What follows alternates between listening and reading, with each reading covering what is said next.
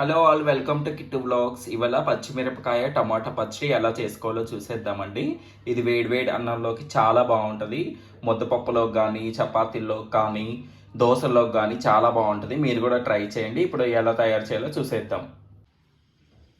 టమాటా పచ్చిమిరకాయల పచ్చడికి కావాల్సిన ఇంగ్రీడియంట్స్: పచ్చిమిర్చి, మీరు ఎక్కువ గిన్నె కారం తింటే ఎక్కువ తీసుకోండి, టమాటాలు తక్కువ తీసుకోండి. ఇక్కడ నేను ఒక 15 ఉన్నాయి పచ్చిమిర్చి, దానికి 3 టమాటాలు తీసుకున్నాను. కొంచెం చింతపండు, మీరు పులుపు ఎక్కువ తినే వాళ్ళైతే కొంచెం చింతపండు ఎక్కువ తీసుకోండి, లేదంటే కొంచెం సరిపోతుంది. కరివేపాకు, వెల్లుల్లి 4 తీసుకోండి. ఉప్పు, జీలకర్ర, తాలింపు గింజలకు కావాల్సినవి అంతే అండి. ఇప్పుడు ఎలా తయారు చేసుకోవాలో చూసేద్దాము. 1 టేబుల్ స్పూను ఆయిల్ వేసుకోండి, స్టవ్ ఆన్ చేసుకొని. ఇప్పుడు ఆయిల్ హీట్ ఎక్కిన తర్వాత, ఆయిల్ హీట్ ఎక్కిందండి, ఇప్పుడు పచ్చిమిర్చి వేసేసుకుందాం.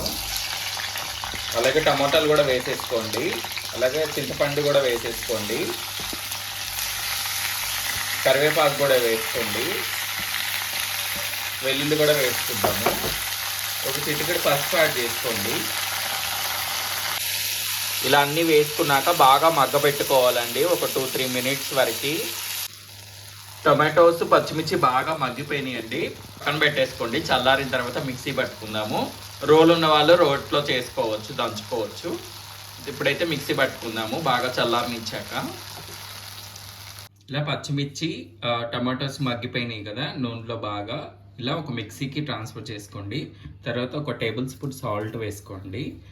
సో అలాగే 1 టేబుల్ స్పూన్ జీలకర్ర వేసేసుకోండి. సో మూత పెట్టుకొని ఒక తిప్పు తిప్పండి. లోకి 1 టేబుల్ స్పూన్ ఆయిల్ వేసుకొని తాలింపు గింజలు వేసేసుకుందాము. ఇవి వేగిన తర్వాత పచ్చడి వేసేసుకుందాము. చాలా సింపుల్, మీరు కూడా ట్రై చేయండి, కమెంట్ చేయండి ఎలా వచ్చిందో.